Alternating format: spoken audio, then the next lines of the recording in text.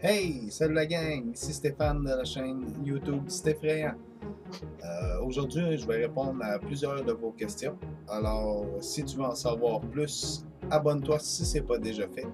Active la cloche de notification pour savoir quand je mets une prochaine vidéo en ligne. Et laisse un gros pouce bleu pour le moral et le soutien. A plus! Salut la gang, ici Stéphane de la chaîne YouTube Stéphréant. Comme j'ai dit dans mon intro, c'est ça, aujourd'hui je vais répondre à plusieurs de vos questions que vous êtes plusieurs à m'avoir posées. Alors, on va commencer avec la première question. Quelle est la chose paranormale à laquelle tu crois le plus, que tu crois qui a le plus de chances d'être vrai? Ben moi, premièrement, c'est plus les fantômes, parce que ayant moi-même déjà vécu beaucoup d'expériences là-dedans, pour moi, ça, je trouve que c'est vraiment vrai. Surtout qu'on voit beaucoup de choses à la télévision en plus filmées, puis ça apparaît que c'est pas du trucage pantoute. Fait que pour moi, mon opinion, c'est pour moi, c'est ce qui existe le plus. Alors, c'est ça. Laissez-moi une réponse ou quelque chose de même. Qu'est-ce que vous en pensez? Euh, Prochaine question. Deuxième, c'est quelle est l'expérience paranormale la plus épeurante qui t'est arrivée? Euh, Moi, honnêtement, c'est dans un cimetière. J'étais couché à côté d'un gros monument, un cabanon, sur un petit banc juste en avant. Puis, si je me rappelle bien, je pense qu'il était 11h30 ou minuit le soir. J'étais allongé, je me reposais.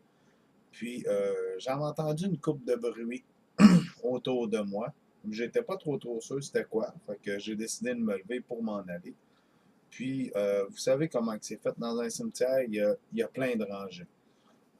C'est ça, moi, je m'étais mis à marcher justement entre les rangées. Puis, j'étais pas trop sûr. Je checkais où ce que les pierres tombales. Puis, je voyais quelque chose comme une genre d'ombrage qui me suivait. Fait que j'étais pas sûr, fait que j'ai pas porté attention. Je continuais, jusqu'à temps que j'arrête, puis on dirait que c'était comme un ombrage qui sautait d'une pierre tombale à l'autre, puis qui me suivait. Fait que pour moi, mettons que j'ai eu très peur, parce qu'on se demande dans maudit c'est quoi cet ombrage-là. Fait que je suis parti à courir, puis au fur et à mesure que je courais, ben ça me suivait. Fait que ça, pour moi, c'est quelque chose qui m'a fait beaucoup peur. Mais quand je suis sorti de là, je suis rentré, puis il n'y avait plus rien pantoute. Fait que disons que pour moi, c'était une expérience assez éprouvante et assez épeurante. Là.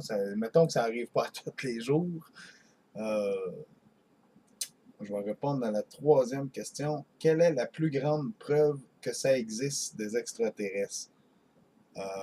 Les araignées. Moi, je pense que c'est les araignées. Euh, Parce supposément qu'il y aurait déjà un météorite qui serait déjà écrasé sur Terre, puis c'est de là que ça a commencé justement l'apparition des araignées. Fait que pour moi, ça c'est une affaire que je trouve qui existe, puis ça a beaucoup de sens.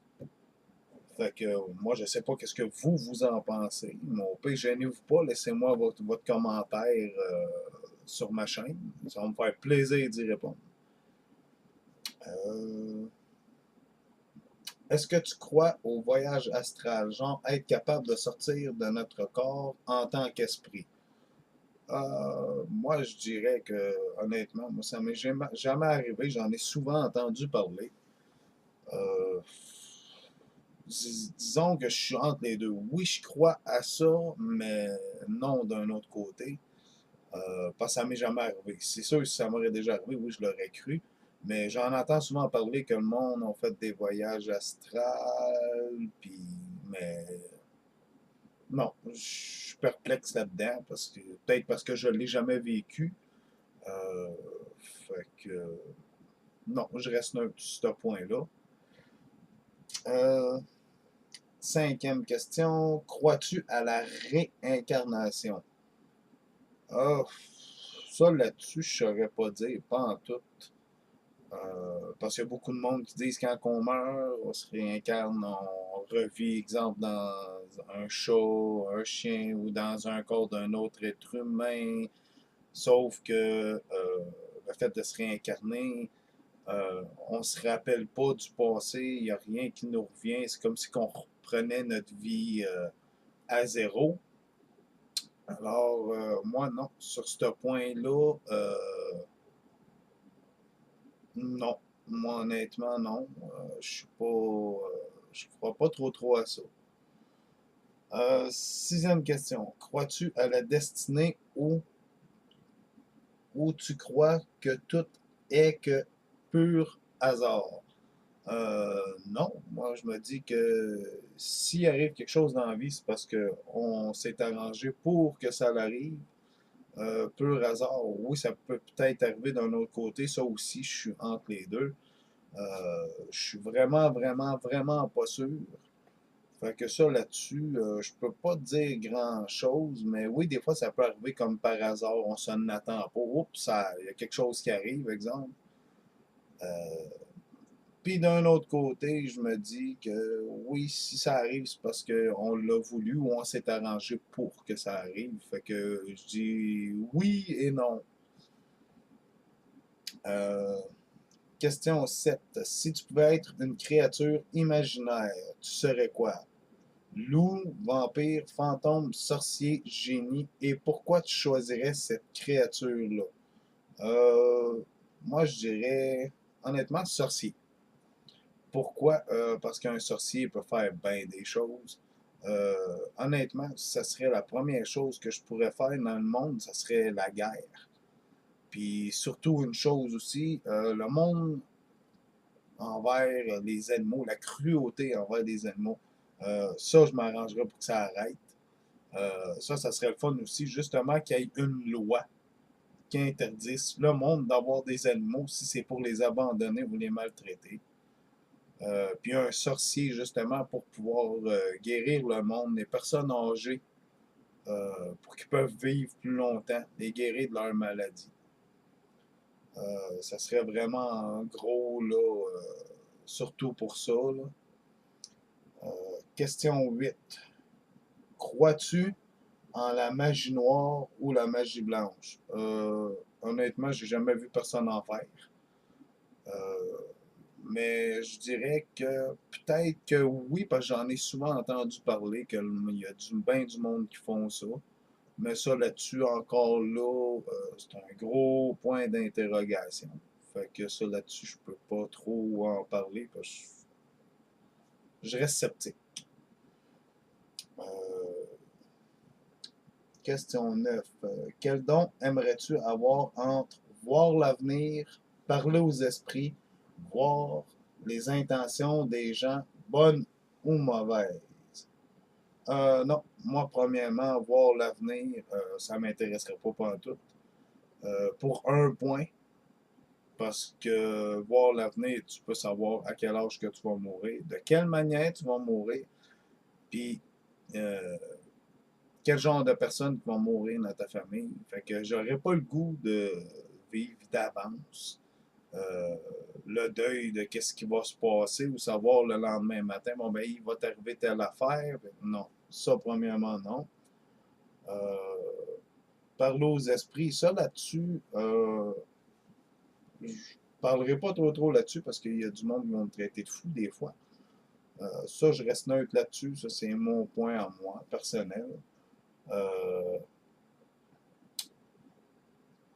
Ouais. Voir les intentions bonnes ou mauvaises, oui, ça serait le fun, ça aussi. Parce que justement, une personne qui me dirait, bon, ben, gars, tu viens ça avec moi? On va aller faire telle affaire, telle affaire. Oui, j'aimerais ça parce que ça m'éviterait justement de me mettre dans le trouble parce que la personne, elle a une mauvaise intention. Oui, ça, j'aimerais bien ça. Ça serait le fun. Question 10. Crois-tu au paradis et à l'enfer? OK. Ça, premièrement, moi, je vais dire comme que j'ai toujours dit. Ça, c'est votre point de vue à vous. Mais moi, le paradis, moi, honnêtement, là, c'est quand on meurt.